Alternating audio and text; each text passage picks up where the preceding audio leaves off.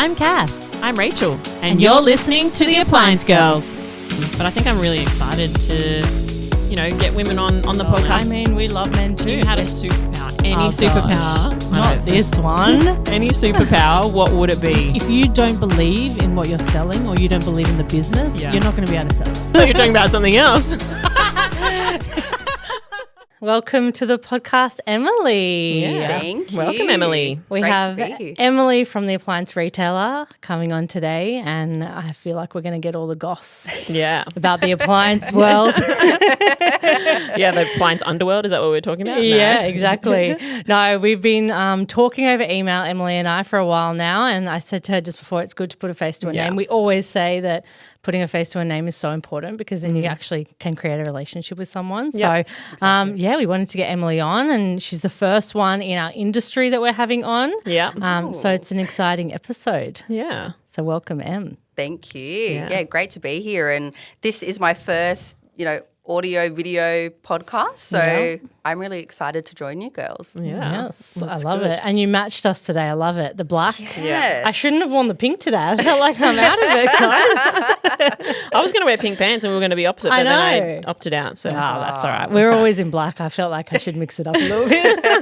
add a pop of colour. Yeah, Add a pop of exactly. colour. Yeah. So let's kick it right off, shall we? So obviously, Em, you've been an editor in the Appliance Retailer for... So I've been with Appliance Retailer for 9 years. 9 years. Been editor about 5 years. Awesome. And for RetailBiz as well. Correct. Awesome. Yes. So RetailBiz about 5 years in that chair as well. So managing both publications, which can be challenging at times, Yes. but I feel like once you get into routine, it just becomes second nature. And I think being able to take on RetailBiz, it was great to expand my expertise beyond the appliance industry and be able to, cover news, broader retail. Yeah. So homewares, fashion, Yes, love it. outdoor. So it's given me a lot more scope Yeah. for the retail industry and just to learn a little bit more about the nuances in those different sectors. Yeah, definitely. Keeps it Yeah. interesting rather than just being about one kind of genre. For sure. But let's take it right back to the beginning. I know we got Em to send through a few fun facts about yourself. And one of them was that you were a dancer growing up and then you became a journalist. So how kind of did you make that decision when you were growing up that you thought dancing's not quite for my career as such, I'm going to go into a journalism space? Yeah, it's a good question. So I did start dancing when I was 3 years old. Wow. Yeah. So I danced right up until, pretty much 18 and was ready to leave school. And throughout my dancing, I always thought, really passionate about this, would love to, one day make a career out of it, do professional dance, do, shows, events, even thought about, opening my own dance studio and like teaching dance. And to be honest, it was probably the end of high school. So I did actually go to a performing arts school for years 11 and 12. And like I said, initially I did think that, this was going to be my career. Yeah.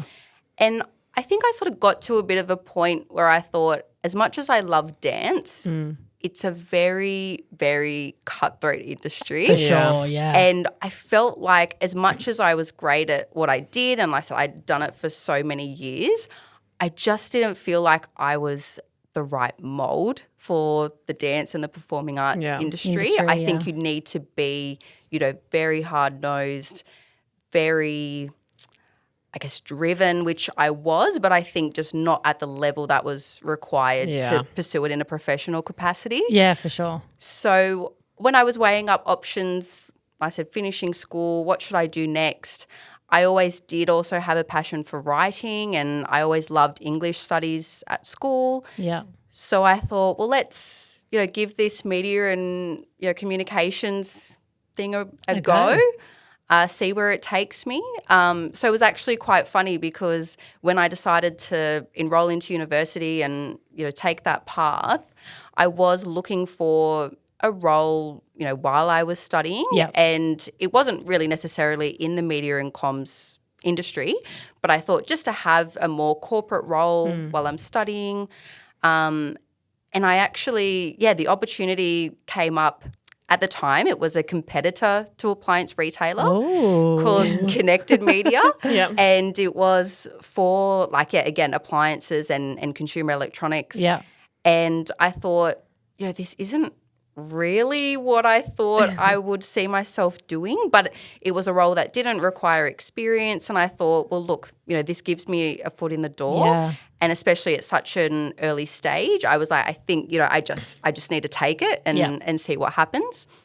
So, that kind of, I guess, started the journey. And again, I thought I'll get my foot in the door, get some experience, and then I might sort of switch to something else that I think might be more up my alley. Yeah. I thought maybe, more like lifestyle, travel, beauty. But I thought, look, appliances, see where it takes me. So, it definitely wasn't the intention to get into journalism and specifically write about the appliance industry. Yeah. But it's funny how, because interesting to hear people's stories of how they get into what they do. 100%. And a lot of times it's the same story. Like it was either by accident or it's just, happened to fall into something. Yeah, because it's really not like something where you're growing up like, I'm going to get into journalism and I'm definitely, the appliances is where I want to be. Like, it's not something that you think of. Yeah. It's like it's not a space where you're kind of like, this is a huge thing that I'm going to get into. It just kind of falls into your lap. And I feel like that's the beauty of these things is it falls into your lap, but then 10 years later, here you are still doing that same role that you've kind of learnt to love in a way. Yeah. So it's funny. It journeys how they... Yeah, I just love hearing destiny, those. You end up, everything happens for a reason. Yeah, I love hearing those beginning stories. It's exciting to hear how it all started and So how long was your uni course? So 4 years. Yep. So while I was studying, as I said, when I first started, I was with Connected. Yep. So I worked there for about 2.5 years. Yeah. And then unfortunately that business closed up. Yeah. So then I was sort of in between roles for a good few months. And then funnily enough, my boss at Connected, Claire Moffat, she actually moved across to Appliance Retailer. And bit of a backstory there. So she was actually one of the founding members of Appliance Retailer back in the day. Yeah. So Appliance Retailer's turning 30 next year, which is very exciting. Yeah. So so Claire actually did start her career there, and then decided to do her own thing, venture out and create her own business. Yeah. So funnily enough, it also ended up sort of full circle for her, and then she ended up contacting me and saying, hey, there's actually this role that's come up. Like if you're still interested, it's a similar role to what you were doing, appliances and tech. So if you're keen, would love to bring you in and, have you on the team again. So, so that's actually how I ended up then falling back into appliances, which, is quite a funny story. And then, from there, started as a journalist, then stepped into the role of deputy editor and then editor. And, again, obviously at first I didn't think it was something that I was going to stick to long term, but reflecting on the time, I can't actually see myself doing anything else, to be honest. It's funny because, you kind of start doing something and you're like, actually, this is where I belong and this is where I want to be. And I feel like with you being in the industry for so long, so if you were to go somewhere else, it'd be so new that you're like, no, I need to go back to appliances. So you made lots of connections, I'm guessing, specifically in that role. You would have built a lot of connections with people in the appliance industry. And definitely. And I think that's probably such a big part of why I've stayed in the industry as well. Yeah. I mean, obviously, you're part of it as well. And I think, it's just there's so many great people. It's such a social industry. A lot of events, a lot of product launches, a lot of travel opportunities. So I think the people is, I said, such a big part of what makes it such a fantastic industry, such a fantastic role to be in. And I think just being able to support such great businesses, like the Appliance Guys, it's just, it's really, I guess, empowering maybe to be able to, spread the message about these types of businesses, and from, multinationals to, smaller independents. It's a really cool opportunity. Yeah. I like that, being able to share across the broad spectrum of all the different businesses, which is what you would see on a day-to-day basis, which is exciting. Yeah. And I think it's good for you because you, like we were saying, you get to see everything. So you're seeing, you know, stories from these major corporations, like you were saying, but then kind of those heartfelt stories from little companies that are growing. And it's kind of, you get to put that out there, and you're kind of like a stepping stone in their journey as well. Yeah, exactly. To support them. So I think that's awesome. Yeah. I mean, I'm not great at writing, but if I did write, I'd love to do that too. It's good help telling the story of exactly. Of everyone else. Exactly right. And I guess from the beginning, I mean, Claire wouldn't have offered you to come over to the Appliance Retailer if she didn't see something in you, she didn't believe in something in you as a person and as a writer. Sure. So what do you think were your biggest kind of skills at the beginning that you think Claire saw in you to bring over? Yeah. So as I said, when I started the role with Claire, I said she was looking for someone like that didn't have experience that she could help build from the ground up. Yeah. And it's funny because when I think back to like, you know, the very first days that I started, and, you know, I would be one of those people that would hate, you know, speaking to someone on the phone. Yeah. And one of the first things she taught me is like, you need to build these relationships. You need to get on the phone, introduce yourself. You know, you need to build that trust, those connections with people.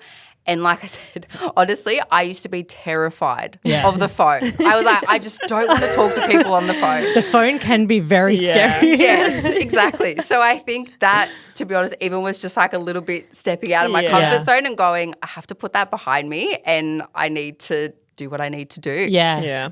So I think, you know, going back to your question, I think it was probably just my ability, you know, to develop my skills quite quickly, be able to build those relationships, which are obviously, you know, so important in this type of role. Yeah. And, you know, I guess just really gaining that trust and that comfort, you know, from the clients. Yeah. And I think also, again, obviously, you know, I did well, you know, in English at school, always loved writing, but I think also being able to, you know, further develop those writing skills as well. And I think, you know, just really getting into it, like I said, you know, quite quickly and, you know, enjoying that learning process. Yeah. So showing that willingness to learn. Definitely. Definitely. I feel like that's great as well because, you know, there's so many jobs, and we went to the Philippines to visit our team over there, and they said in the Philippines, you can't get hired for a role unless you have experience. But it's like, how are you going to get experience if you can't get the job to get that experience? So I think that's so important in your kind of industry as well. Yep. Because you need to be able to get that experience from somewhere. Uni, of course, is great because you got to go through that. But how are you going to get that experience if no one gives you that opportunity? And without that opportunity, maybe you wouldn't have been where you are today. Yes. Yeah. So. Exactly right. And then what you were saying about relationship building, how important that was for you. And we've spoken about that so many times in all the episodes about building relationships and how important that is in your role. Yes. Because we know we feel comfortable in emailing you and saying, hey, we think we've got something exciting coming up. Yes. How about we do a story? And that's we think that's really important. So that's obviously a big thing for you as well, and something, you know, that you've built for yourself. Yeah. And I think like for our industry, kind of we're coming up to be a big player, but we're still not really known as much as other major corporations. And I think when we first discussed, maybe we get in contact with Emily, I was like, but maybe we're not big enough. Like, are we ready to be like, you know, publicized? Like, what are we doing here? And then when I got in contact with you, you're so supportive and, you know, like really encouraging. So I was like, okay, let's do it. But yeah, I think that's, I agree. I think creating relationships, I think in any role is super important. And just being able to feel comfortable to talk to people about it and get yourself out there. So that's really important. And then where did RetailBiz come into play? Yeah, so both Appliance Retail and RetailBiz part of the Intermedia group. Yeah. So Intermedia is one of the largest B2B publishers in Australia and New Zealand. So we actually have about 30 different publications across various verticals. So retail being one of them, but we also have hospitality, beauty, aged care, disability. So it's a very diverse business. So I guess working on Appliance Retailer, then the opportunity for RetailBiz presented itself. Yeah. The editor on that title decided to take on a different role outside of Intermedia. So I was approached and they said, we know you've got your hands full with Appliance Retailer, but would you be keen to, expand your role, do something different in the retail sector?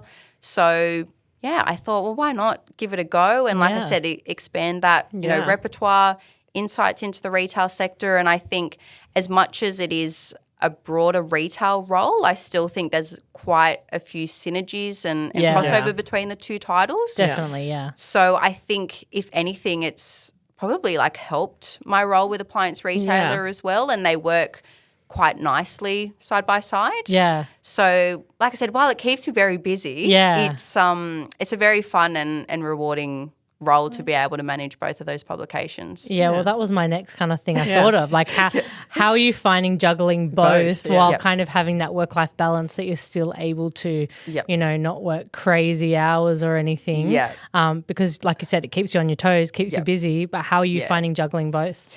Yeah, look, I think it just involves a lot of planning. Yeah. And I feel like I am that type of person. I am a planner. Yeah. I like to know what's happening, further in advance rather than just, kind of hour by hour. I'm like, okay, I need to sort of set up my week and know this is what this looks like. This is, what I need to get done.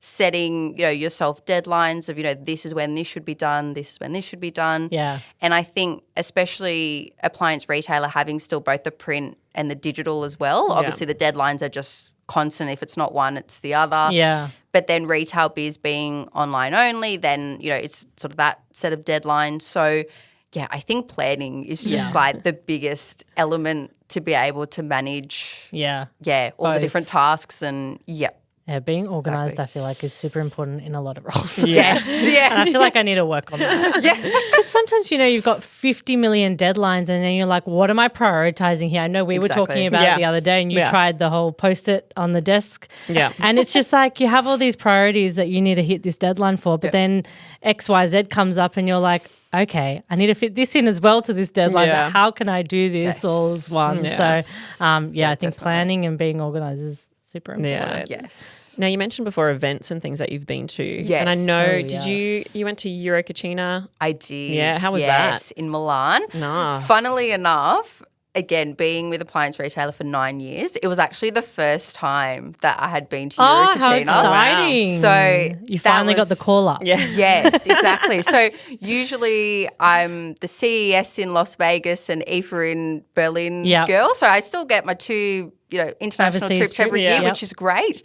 And then, the opportunity arose to go to Eurocachina. So I thought, well, cannot say no to Milan. No, definitely not. Ended up tacking on a bit of annual leave as well, so I could, spend a bit more time in Italy and also visited Hungary as well, which was beautiful. So I feel like those events, they're just, nothing like what you find. Like we don't even have those sort of events here in Australia. So I think just being able to attend such a large scale exhibition, be able to, see those brands, see their international counterparts as well.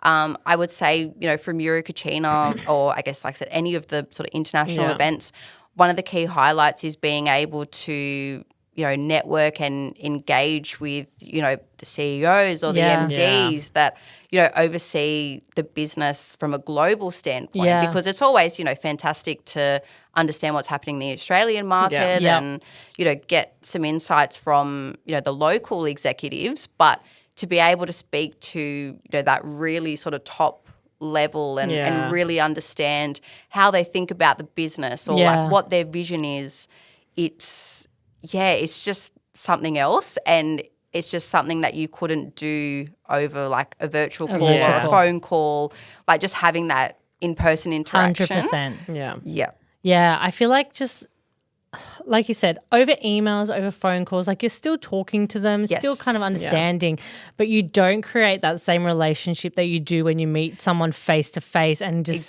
talk to them, really.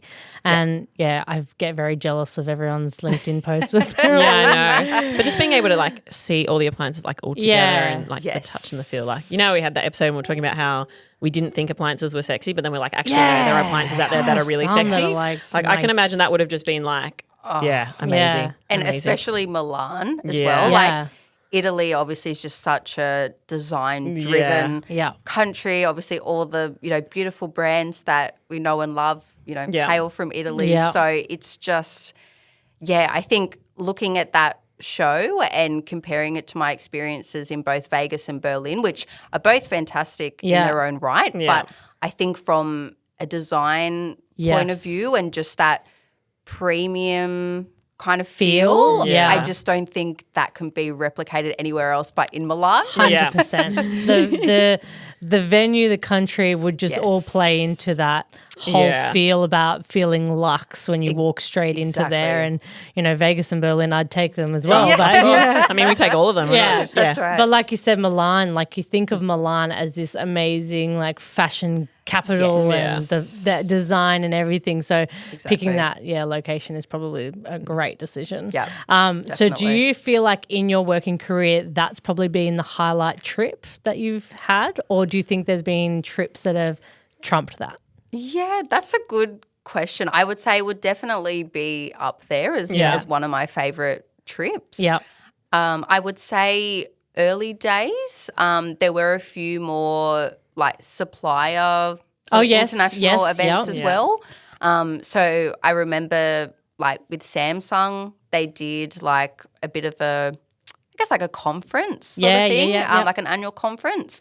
And I guess going back to Italy, they actually did one in Rome one year. Oh my gosh. It was such a fantastic experience. It was literally only 3 days on the ground.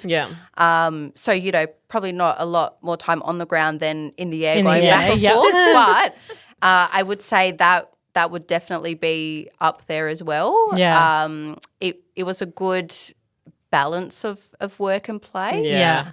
We actually did such an awesome pasta making class while we were there. And it's like, again, you just couldn't imagine doing that anywhere else. For sure. Like you're in Rome, you're making pasta, like, getting taught from, the best people that you can learn off. And it was just such an incredible trip. So I think, again, just those travel opportunities. Like I did, do quite a bit of travel growing up, like family trips, Europe and the US and, a bit of around Asia. But I think, just having a different perspective when you do those sort of trips, when it is still a business trip. Like I said, there's still, a good balance of work and play. But I think, it's just cool to have those different experiences. Yeah. Were you going on these trips like by yourself or are you going with a team? Yeah. So generally my travels like from an appliance retailer standpoint is on my own. Okay. Obviously there'll be other, journalists from Australia on the trip as well. So, still have that familiarity. But say with Eurocachina this year, did travel with my sales manager, Ben. So it was good to have a bit of a travel companion, I guess. So that was because nice. Going to some of these events can be quite daunting if you're on your own. They're these huge events that you're going to with a lot of people that you don't know, you've never met. So it can be quite daunting. So I guess for you, do you think feel like you've definitely grown as a person to feel comfortable to be able to just go somewhere and start talking to someone straight away? Yes. I think so. And you've gone from being scared to talk on the phone to go to Eurocachina. That's right, exactly. And I think, like I said, because I had international travel experience, I think that part didn't really sort of faze me too much. But I think, as you said, especially as a solo traveler and pretty much like started those international trips like early days. So I was still, at a pretty young age to be doing travel on my own. And like I said, not something I'd experienced before. Like I said, it was always with family. So, I think, again, that sort of took me out of my comfort zone a bit. But I feel like I adjusted quite quickly. And I think, by the second trip, it was like, I actually, quite enjoy this. Yeah. So, I think just having that independence and just, I guess it like I said, it was just a different experience. But I think it was just such a fantastic thing to do. And again, at that younger age, like I almost feel like if I was thrown into that now and sort of hadn't done it before, I'd kind of be like, oh, maybe I need to think twice about this. But I think back then it was like, I'll just put my hand up for everything. Like, let's do this. You're young, free travel. Why not? Yeah, exactly. But I feel like now, like when you're younger, you kind of are so much more carefree and you're just like say yes to everything. Yeah. Whereas now we kind of double take and go, okay, can I do that? I'm not sure. Yes, exactly. We'll see. Yeah. Well, you've been working obviously with the appliance industry for a very long time. And obviously you would, in the position that you're in the journalist side, you'd see a lot of trends and things come and go. Yes. What do you think are the biggest changes that you've seen over the years, do you think, in the appliance industry? I think, as you know, change is probably the only constant in our industry. Yeah. And it's just so fast-paced. Yeah. I think particularly from a product innovation standpoint as well. So I think there's definitely trends that you'll sort of see and, longer term trends. And then, you have little sort of fads where you think something's going to be the next big thing and then it just flops. So I think at the moment, if we look at the product space, I would say probably one of the categories that's interested me the most, and I never thought I would say this, but floor care. Yeah. I think just seeing the advancements, particularly with like the robotic vacuum cleaners, I think, having trialed some of those models, like 5 or 6 years ago and just thinking, how is something like this going to take off? Like, it looks like it's doing something, but I feel like I still need to clean up after it. Yeah. And now when you look at what's available on the market, it is literally a hands-free cleaning solution and it does a good job. Yeah. So I think, the whole obviously smart home space, connectivity, just seeing how that benefits everyone, like from a convenience standpoint as well. Obviously everyone's, just getting busier, wants to free up their time. They don't want to be spending time doing chores. Yeah, for sure. So I think, from a convenience standpoint and even, energy saving, energy efficiency, I think, more broadly, like the smart home ecosystem is really taking off. And I think we're still really only at the tip of the iceberg of that. I think there's still so much more potential.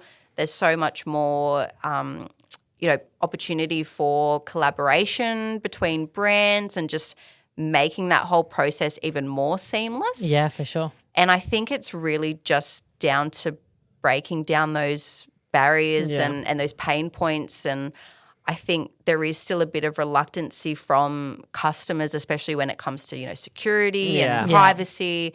And obviously we've seen, so many different, cyber attacks. Yeah. And there's a lot of, media hype around that. So I think, if we can break that down and really just, I guess, get into the nitty-gritty of how does this benefit me and why should I invest in a smart appliance, versus just a traditional appliance. Because everything these days has an app connected to it. Like I know my washing machine, there's an app connected to it. And I know that's what people's worry is that, well, if there's an app connected to it, they're going to take all my data. Yes. And they're going to access all my private information. And exactly. Obviously there has been some cyber attacks and those sorts of things. But that's the way the world's moving. Yes. And, it'd be interesting to sit here in 10 years' time and ask the same question. I know. To see, we'll have robots all walking around us Our filming. cooktops will be cooking their meal themselves and we won't have to do anything. Exactly. But I think Hopefully. that whole technology change as well, like over the past 10 or so years,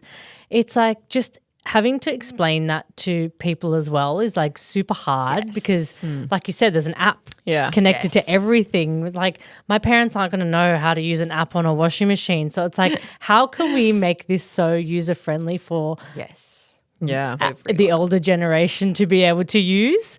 Like I know I don't use the app on the washing machine. I haven't even downloaded it. I wouldn't even know what to do. Yeah. But yeah, I feel like everything is going into that space. Like I think even the oven has an app now that you can turn it off and turn it on, and the aircon has an app, and there's so many different things. The robot has an app. Yes. Tells you that it's falling off a cliff. Yeah. There is a cliff. I get that with my robot all the time. It's like, I'm falling off a cliff. And I was like, oh. Wow. But yeah, everything is moving into that kind of smart home. Everything's going to be, hands-free, and you won't have to do anything. And the whole sustainability is so huge now. Yes. Do you feel like that's what a lot of the brands are going towards now? Is that whole sustainability model and a greener future? Yes. Yeah. Yeah. And it's interesting because I think when you look even 5 years ago, it was barely even mentioned. Yeah. And I think now even getting, product press releases or just talking to executives, it's like sustainability is just such a big topic at the moment. And we actually have introduced, which was back in 2022, a sustainability report that we published. Oh, cool. So for our print magazine, we traditionally have done the category features, which we continue to do, and, focus on, coffee, refrigeration, cooling, heating. But it was really just an opportunity to broaden that scope and talk about something that is such an important part of a business and something that is now moving beyond a boardroom conversation. For sure. So I think also that has been, quite interesting and insightful to be able to work on, something like that isn't just talking about a new product or, trends in a particular category. It's like what's happening more broadly and what is a business doing, from a sustainability standpoint. Yeah. And even since that started 2 years ago to now, just seeing how much progress has been made, particularly by the brands. And, of course, retailers are starting to recognise its importance as well. Yeah. But it's fascinating to see, again, how fast-paced that is. Yeah. And I think, obviously, with such, the legislation from governments and there's a lot more enforcement happening. Yeah. So I think brands are taking it more seriously now. Yeah. But then I think there is still that fear of, greenwashing and making sure that claims that are made are, substantiated, they are backed up. So it's a very interesting space to watch and to see how that will continue to evolve and pick up pace, and again, what that looks like in the next, 5 or 10 years. It's fascinating. I think you're right. Sorry, Rach. I think it is coming up in conversation way more. Like you wouldn't have even thought about it long ago, but now I feel like every brand we speak to, they've got this plan now about sustainability, and they're doing these things that you're like, is that even possible? Yeah. Like I didn't even know that was possible that you could do that. Yes. And it's like, it's coming up in conversation a lot more, which is great. Yes. I mean, it's great to hear, but it's like you said, making those claims, but then also being able to back it up and go, this is true. Yeah, because I know a lot of our consumers or our customers, or even that's one of their top couple of questions is what's the energy rating and having that information. A lot of them will definitely choose, say, maybe a more expensive option if it's a better energy rating, which is good. But those we get asked those questions all the time. Yeah, whereas back in the day it might just be what's your cheapest appliance? Yes. And that's it. It's easy. Yes. Whereas now people are actually starting to care about that. Yes. And it's really interesting. But it's even the packaging, because I know there's the new laws in place and things like that with the packaging is all changed as well, which I know has been an issue with some of the brands and some the manufacturers and trying to sort that out. So it's interesting. Yes, and I think especially for the appliance industry, when you think of like a washing machine or a fridge, it's like how do you make it more sustainable from a packaging standpoint, but still make sure that it can travel safely, that it's not getting protected. damaged. Yes. Yeah. Exactly. So like we said, these are all the things we think about. And it's funny, I was talking to someone the other day and, we talk about appliances and people are like, how can you Like I know, like, you know, conversation, you get but so I'm like, passionate. yeah, like Yes. there are so many interesting things you can talk about appliances. Yes. Like it's actually, and like when we go to showrooms and things, I'm like, I get so excited. So do I. Just seeing them. Like I can it's- imagine Yes. your feeling. Yes. And like you said, it's so funny because I think speaking to people that aren't part of the industry, Yes. they give you a bit of a weird They look, just don't like get it. appliances. Yeah. But I think once you're in it, Yeah. and I think you can see that as well, like the amount of people that have been in the industry for like, 10, 20, Yeah. 30, more years. Yeah. And it's funny seeing how many people just move around as well. Like Yeah. they'll go from one company to another, another, but yeah. they just stick in the industry. Yeah. And as we said, I think people is such a big part, but Yeah. then also I said the product. Yeah. And it is exciting product. And I Yeah. think also because it's quite relatable as well. Yeah. Like if you talk about, like I said, whether it's, a fridge or washing machine, like everyone knows what you're talking Yeah. about as well. Yeah. And I'm sure you get the same, but whenever someone needs like a new appliance, they're always like, okay, what should I get? Like, this is what I need. Yeah. Give me like the top brands. Yeah. Like, Yeah. what do I need to look out for? So then you kind of get that, sense of like, oh, well, I am kind of an expert in this field. Yeah. I don't know, like when we go away and we go stay at a hotel, the first thing I do is like, okay, what Look brand at all the TV they got? appliances. Okay, what fridge have they Yes. got? What cooktop Yes. have they got? Like it's so embarrassing. That's what I do. It is exciting though. Like I just, and I feel like we were just saying before, like these appliances now can do things that we would have gone, how can that do that? Yeah. And just little things like, the dryer has like an anti-crease function and I'm like, how is that something now that gets me excited when exciting. I'm buying a new appliance? Like, oh, I don't have to iron this. It'll have an anti-crease function. It's like these are the things that we think about now when we're looking to buy things. Yes. Whereas, the everyday individual will just be like, yep, does it dry? Does it not Yes. dry? That's all I need to know. Whereas we're looking at every single function, every Yes. single, knob on it, the dials, the colors, the finishes, like everything is so Well, we've important. got the same dryer, and do. I call you. I'm like, so what setting are you using for this? Yeah. It's I love funny. that. It's funny. Okay, so appliances wise, we were just saying that Yes. it's not very exciting for the everyday individual, but for us, Yes. super exciting. yes. And I guess we know that there's always a lot going on in the appliance industry. Yes. So do you feel like you've ever got like a day or a week that you're like, oh, I don't know what to write about this week? Like we're slow. We're slow this week with stories, or is it always a constant thing that you're like, nah, I'm good? Like, Yeah. I feel like it's definitely constant. Yeah. There is always something to talk about. Of course, there might be stories that are more interesting Yeah. than others, but I think the content is always there. Yeah. There's always a lead, somewhere. I think it's only really kind of around like the Christmas period that Yeah. things will kind of slow down a bit, which I guess, is across Is all normal. industries. Yeah.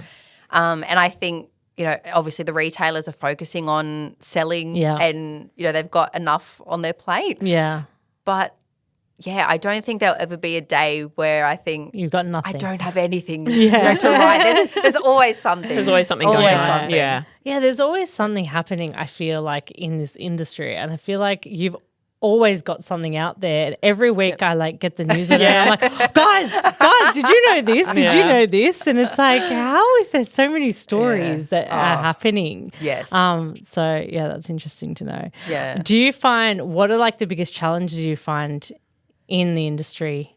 Yeah, look, I think if I look at like journalism, Yeah. I would say probably the biggest challenge is that there's definitely like preconceived ideas about journalists and like Yeah. the way that they work, and there's a lot of publications that take stories and want to twist and them. turn. Yeah. And that's definitely not my style. Yeah. And I think probably one of the biggest challenges is like, especially when trying to work with like new clients Yeah. or like new brand partners that don't, really know a lot about you, know a lot about the publication. Yeah.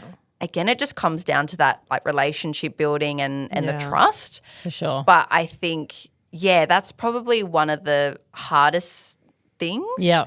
Because, as soon as you say like, I'm a journalist, I want to do an interview, there's just this like barrier, big fear, and it's like, oh no, like, you know, what is she going to do with my comments? Like, can I say this? Should I say this? So I feel like for me, I've got into a bit of a practice, especially like I said, when it's like newer brand partners that we're working with. That if I do an interview, like I'll always share the content before it gets published. And I think that just sort of puts their mind at ease a little bit, that I'm not just, like I said, taking their comments and trying to find, you know, something that, you know, is just a headline grabber or just, you know, for the clicks. So I think, that's probably been one of like the key sort of things, again, just to build that trust and that comfort level. And I think once you do that a few times and they see, you know, other articles, you know, for other brands, then they go, okay. Like they're not just, you know, out to get me or, she's not here to make me look bad.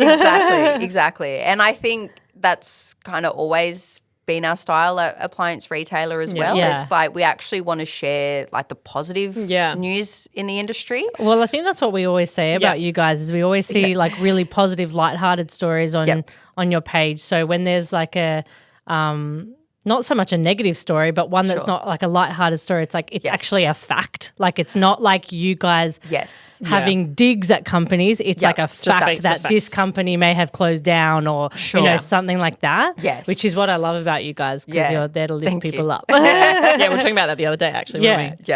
Well, I feel like especially mainstream media, like there's enough negative in the world. And I think, again, our job is really just to support the industry, as we keep saying. Like, it's a fantastic industry.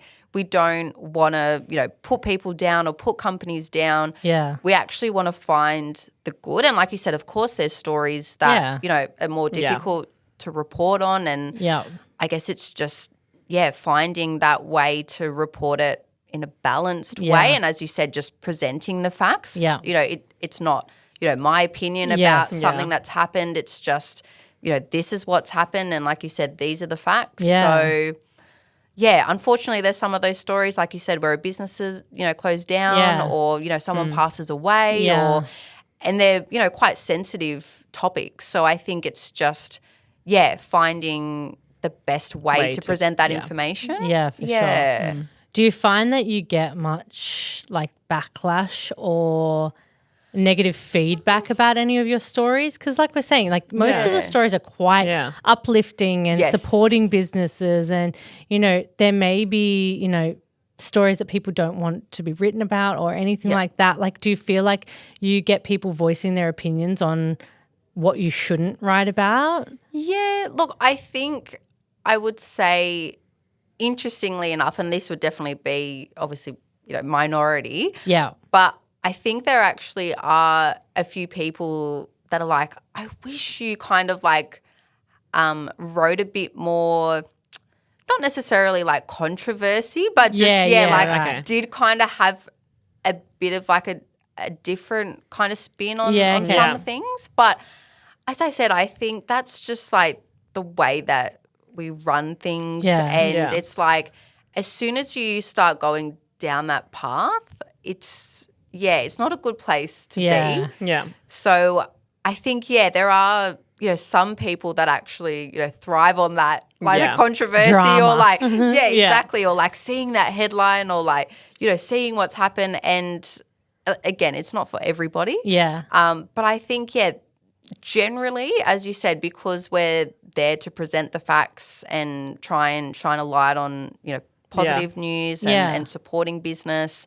So I would say, there wouldn't be like a lot of backlash in terms of like the content that's out there. I think just sometimes there's people that are like, oh, but, you know, this happened and I thought you could have, you know, done this or that.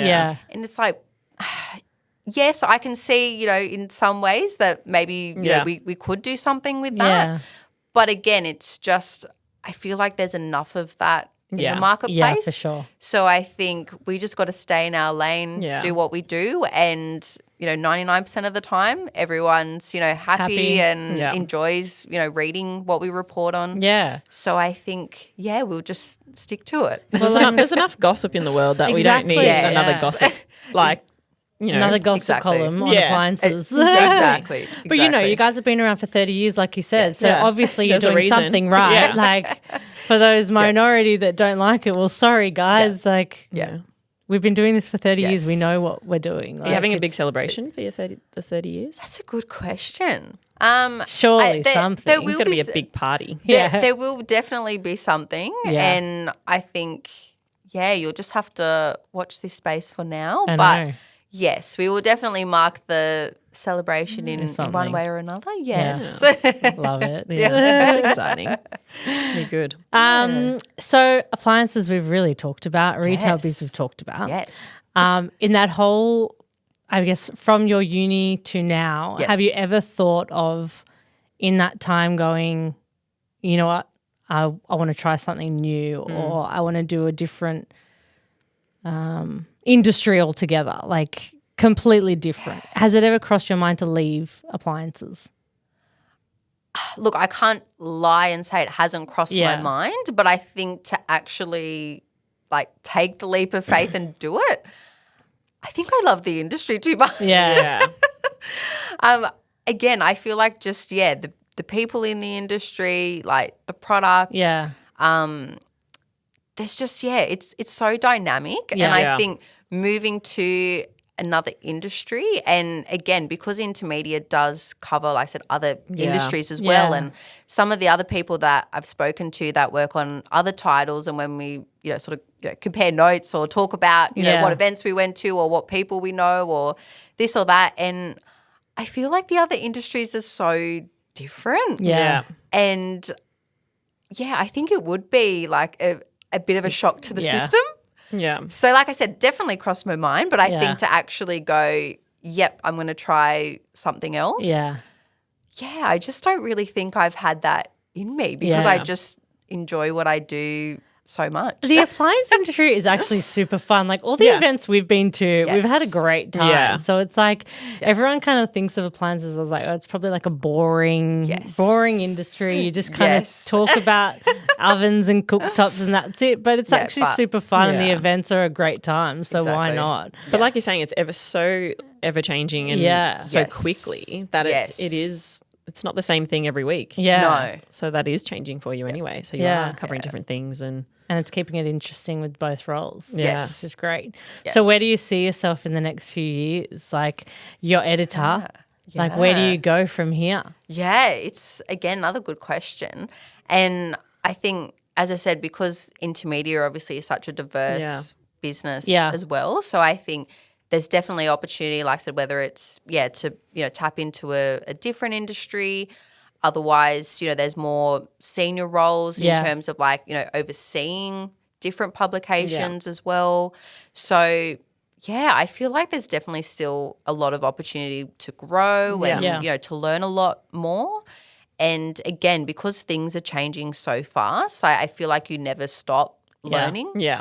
There's always something, new going on. There's never a dull moment. Yeah. So I would say, like I said, because I enjoy what I do so much, I can't really see a lot changing. I feel like I would still, love to be able to cover the appliance industry. Yeah. Whether that's in, same capacity or, like I said, like more from like an overseeing sort of role. But I honestly, like I said, couldn't imagine doing anything else, which is so funny because when I first started, I just thought this just seems like so out of, my depth or like out of anything that I think I would have ever done. 100%. But reflecting on the journey, honestly, like I said, I just couldn't imagine doing anything else. Yeah.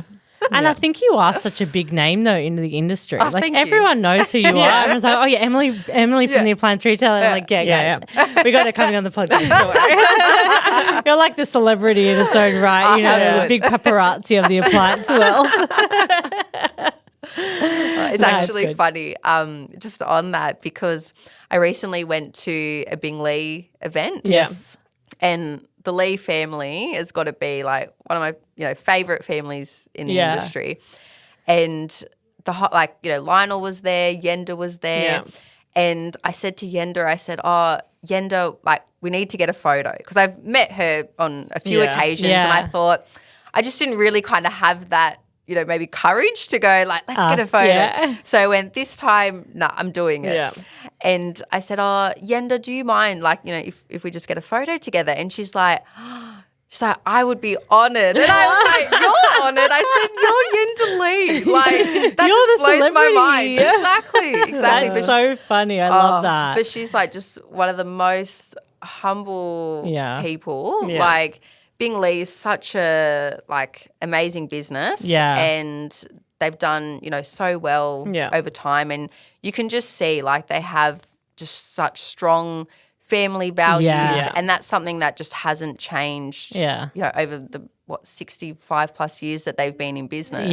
For sure. And it's just so admirable because I think sometimes businesses can get to that stage where you can see like a change in attitude or for sure. a change in the way that they operate, and I feel like sometimes people aren't really placed where they should be. But in that business, it's, I think it's so important for businesses like that as well. Like we've been talking about this a lot lately is, they want to see your upbringing, your beginning of how you started and that humble beginning of you didn't like, this didn't just click our fingers and this was made, this business. And I think it's so important to, like you said, they have that family value that they're still really portraying that they're a family business and that they, have grown this business to where it is today. Whereas some companies can get lost in that and turn into this major corporation where you kind of lose the story from the beginning. But I like that about Bing because you see that in their marketing. That in their ads and everything. They do it so well. Yes. And I don't know if you've personally met the Lee family. No, we haven't. They are like exactly how, like Lionel, even his kids, like they're just exactly how you would imagine them. Yeah. Like you listen to the radio ads and like you meet them in person and talk to them and it's like, wow. That actually is you. Yes, exactly. So it's like I said, so cool. Yeah. See, your role sounds awesome. You get to meet heaps of people, you get to travel. It's like maybe we should just go work for the appliance retailer. Yeah, are there any jobs going? Sorry guys. No, they'll kill us if we left. Next week we're starting a new job. Just don't tell them we won't turn up to work. No. Our little secret. They'll listen to this and be like, guys, are you not telling us anything? No, we'll call them up for an interview and be like, do you have a comment? Because you've got 2 workers that have just left to go to the appliance retailer. Exactly, that'll be the next story. Rachel and Cassandra leave the appliance guys to join appliance retailer. Good. I like that headline. No, it's not happening. Sorry, Emily. We'd love to join you, but okay. We're needed here. Yeah, we can just work like we do right now. That's fine. We'll just send you stories every week. You'll never have a dead week ever. No, exactly. Well, I think it's been really great having you on, Em, because we've really learnt about your role, what you've done in the industry, and I feel like you see everything. Yeah. Yes. Like you are like up here and then all the brands and suppliers and retailers are like here and you're like overseeing everything that's happening. Yes. So if there's any gossip ever, we'll just call you and be like, hey, guess what's the gossip this week? What's happening this week? Yes. Tell us some gossip. Honestly, like some of the stories that I hear, and again, because of like I said, the type of person that I am and, integrity, honesty, all of those values. But sometimes, when I speak to people and I think, I wish I could make a story out of this because, it would be huge. Yes, exactly. But always respect when things are off the record. So I will just keep them in my memory bank. But but see, that says a lot about you as a person as well, that you've built this trust with so many people that they're coming to you with these stories and this trust, putting it in your hands. And I think, it shows a lot of integrity about your person. Yeah. So it's great. That's good. We always end with a question we get to answer. So we came up with one today that we're all going to answer. Okay. If there was one celebrity in the world that you could interview one day in person, who would it be? This is tough. I actually haven't thought about it, but now you're really asking the hard questions. Maybe you should be journalist. Maybe I should, guys. See, I'm good at the talking part, not so much at the writing part. Oh, wow. Rach, have you got yours? I'm trying to think of mine as well because that's a really hard question because I'd want to interview someone that with an interesting story. But then someone that I'm not too scared to, because then I'd be afraid to ask the questions. Like, I don't know. So it's really, true. That's really hard. One celebrity. Celebrity. Oh. I mean, they don't have to be like a singer or an actor. They could be in politics. They could be like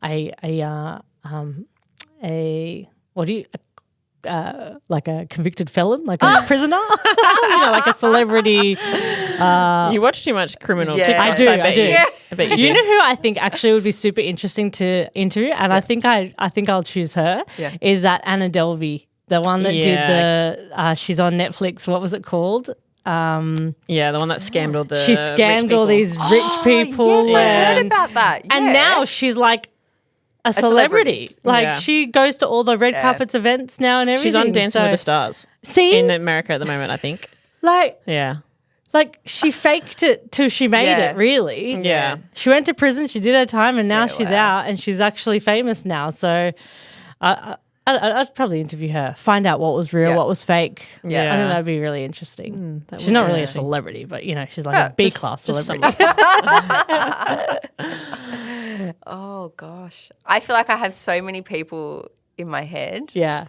But I feel like if I was going to choose one, and obviously this isn't related to appliances whatsoever. At all. But I would say probably like the celebrity that I like just love, and maybe also part of like the dancing sort of background. But Beyonce. Oh yeah, she'd be like good. She just seems like such a just a cool like swaggy lady, and obviously just incredible talent from both like a singing and dancing perspective. So I think that would be a pretty cool opportunity. I feel like with Beyonce, you feel like she can just do everything. Yes. Like she's like trick of all trade. Like she does country, she does rap, she does pop, she does what can you not do, woman? Like, yes. So powerful. Yes.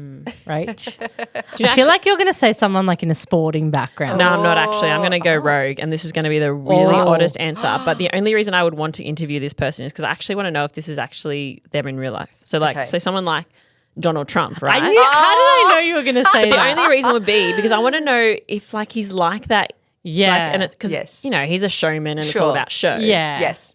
But I just want to know, he acting? Is he what is it? Is that how you actually are? Yeah. But then, I mean, if I interviewed him, be recorded, so he'd be acting anyway. So you'd never see the...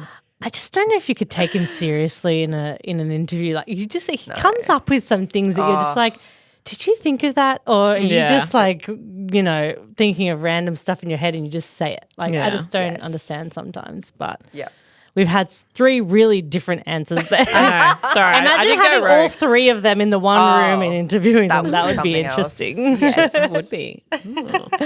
Well, thanks for coming on, Em. Thank you for having me. It's been a pleasure.